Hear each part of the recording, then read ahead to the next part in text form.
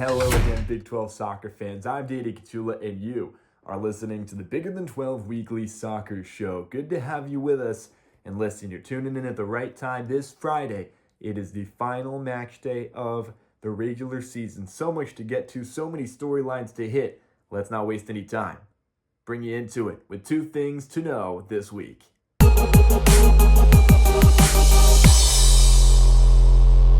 Listen, you want to know what the two things to watch for this week are? They are the two sides of this Big 12 table. It is that simple because we're getting to playoff time, and on one side, the top four will be getting a first round bye. That extra advantage that comes with a little more preparation, a little more rest. You get to go straight into the round of 8, the quarterfinals up there in Kansas City. Now, on the other side, a few teams are fighting just for survival. A couple teams have already been eliminated. We'll get back to that later. Let's look at those top four. TCU, Texas Tech, they are tied at 26 points apiece, uncatchable at the top two. We'll see who is able to gain an edge on the other one for the top overall seed, but they'll both be heading straight to that quarterfinal. West Virginia will join them. They've got 22 points. They're guaranteed either third or fourth. Now, here's where it gets interesting. Oklahoma State are in fourth right now after making a rapid charge up the table. Started off great in non-conference, really bad start to Big 12 play, but they've rattled off 5 wins in a row, tied for the best streak in the conference. They've got 20 points, only catchable by BYU, or maybe, if things get statistically crazy, by Utah with 17 points. So they're going to need at least a point. 3 points would guarantee it and keep them in control of their own destiny. Who do they have to do it against? None other than top of the table TCU. They're going to try and do it at home at Neil Patterson Stadium in front of their fans. We will see if it's enough to put them over the line. Now, on the other side, the line that matters even more, you could argue, is getting into the tournament at all. Now, Cincinnati is on the bubble spot. They're sitting in 12th, and they are at 8 points. One ahead of them is Baylor, still in a little bit of trouble, although they're a little bit more solid. Now, here's what has to happen if Cincinnati is going to survive. A win or a draw against UCF. UCF is directly behind them, so it's those two going head-to-head. One of them goes, one of them doesn't, is pretty much how this thing looks. Baylor could make things interesting with a loss, but more than likely, it's going to be UCF winning or Cincinnati getting any other results at UCF's place, keep in mind. And over there in Orlando, a lot will be at stake, none less than the entire season for either the Bearcats or the Knights. That's what's at stake. Those are your two things to know.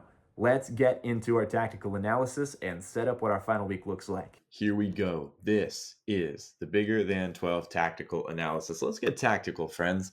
Here's what we're looking at this week. We know that it was not the week that Colorado wanted, and really last week wasn't either. They have struggled over the last few matches. In my mind, I'm going to show you exactly why I think that happened. Now, early on in the year, Colorado and Oklahoma State were kind of flipped to how they are now. They've both kind of had different starts to the season than their more recent performance this season. And I think, honestly, it comes down to a little bit of a personnel shift, and it changes the entirety of how these two teams operate. Let me show you what I mean. So first, you've got Colorado. They're in this black. And they aren't playing Oklahoma State. They haven't played them in a while. It was early in the season, but it was a turning point. Colorado early on were playing really well, and they killed OSU at their place 2-0 after a long weather delay, and it felt like that was putting them on a crash course to a top 10, top 15 national ranking. And they did make it there, but over the past few weekends, they've lost it again. Here is how. So Colorado, when they're playing OSU, and I won't put OSU out there, it doesn't matter. The way that they play is not with the ball. So when they win the ball back, they're really defending with numbers. So they're packed in tight. They're man marking, in some places zone marking, but they're all in here tight. And what they like to do is, from here, break out to the wing via somebody else. And so what that means is I will put a player or two out. When Colorado played OSU, this is something that really struck me. They're going here. They're trying to go to this wing, but any other team is going to go there immediately. That's space that's always open. And so you would think the no-brainer is, well, let's just go wide. Let's go here. And this is a player that they want to have the ball. But she's not going to get the ball immediately. They want to go there eventually, but they're going to do something that feels counterintuitive, but it worked against a team like OSU. And I'm surprised they've gone away from it. So they go here to the middle or somebody else. It could be anybody here in midfield. When they win that ball back, they're going quickly, but via this central player. There's just enough space for them to find it, and they're going to take this risk that they're going to find this pass, and then this is going to be even more open. Now they're away. They made the Cowgirls look foolish, and this is a 20th year head coach in Colin Carmichael. He knows what he's doing, and this is a program in Oklahoma State that's very talented. They have shown that since this match and really gone on a tear, 5 straight wins. They're going to put it to the test against TCU tonight. All that notwithstanding, Colorado made it look like this is a high school team, and here's why. It was this pass and then the move wide. Cowboys were not prepared for this. They're a really solid back line. They're well coached. They're always in the right position, but it didn't look like it on this day because Colorado had that extra wrinkle. And there's other reasons. It's not quite that simple, but this was a big reason why. Okay, and so now they're going to go and they're away, and they scored a couple of times off things like this, could have scored more. Oklahoma State, meanwhile, were doing everything they could to try to get through, and Colorado's defense was just really well set up. OSU didn't have any answers on the night. Okay, that's all fine and good. Makes it seem pretty simple. OSU couldn't quite figure that out. They figured it out since, and that's why they're winning matches, but I want to focus more on Colorado. Here is what they're missing. They're not doing that as much, and I think part of the reason is teams are starting to figure them out.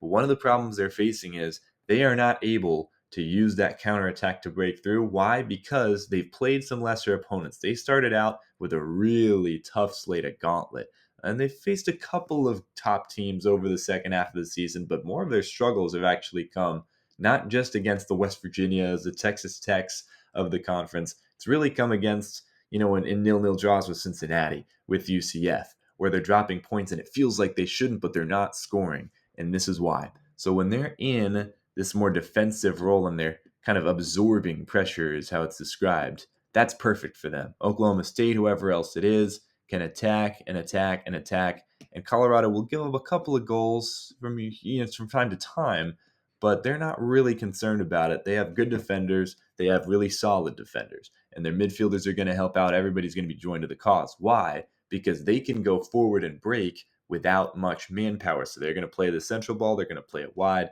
They're going to switch the play as well. Their wingers, fantastic. Maybe the best set of wingers starting 11-wise in the conference. Very underrated. However, all that goes away, and their plan is kind of foiled against a team that doesn't want possession or that can't possess. So if you're not playing a team that's in the upper echelon of the conference and they really can't continually pass the ball around through you and they're making mistakes, well, now you have the ball here. Or now you've got the ball out here, and well, you kind of lost it because teams that aren't quite as excellent are going to have too much manpower in here to be able to move out to the wings, to be able to find their way through with through balls and over the top passes, things like that. So now Colorado's just kind of stuck here like, well, we don't really want to possess the ball. They will, but it's not really in their nature, and they struggle when they're in this kind of area and everybody's forward. This is kind of that thing they've got to unlock, that key that they haven't found the answer to yet. When they're here and everything's packed tight and they're kind of getting a taste of their own medicine, where players are being a little bit more defensive, teams are trying to hold on to a draw because you're playing Colorado, one of the better teams in the conference.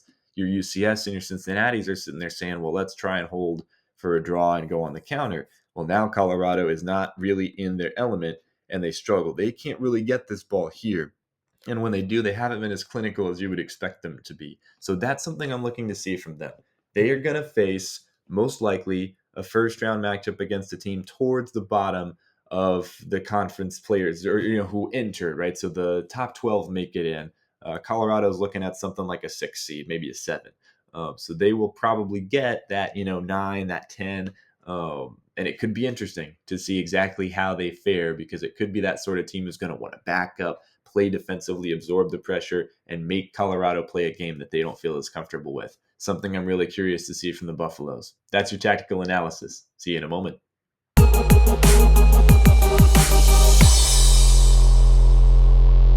All right, let's send you off playoff style. The playoff send-off. Here's what we're looking at.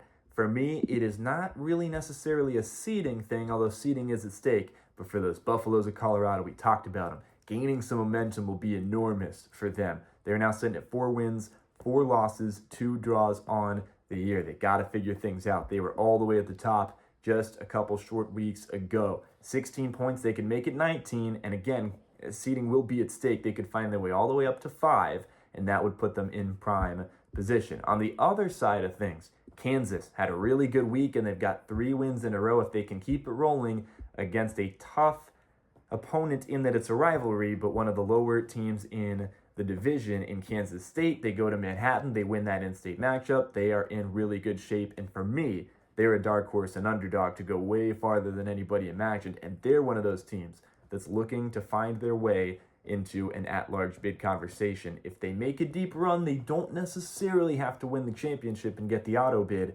Kansas with an outside shot at compressing the committee enough to find their way in. We'll see about it. That's all from us, though. I'm Danny Kotula. You are going to be locked in on Friday, final day of regular season action, and we'll get that whole bracket set up, and then we'll have to Kansas City and see what shakes out. See you guys next week on the Bigger Than 12 Weekly Soccer Show. Playoff time!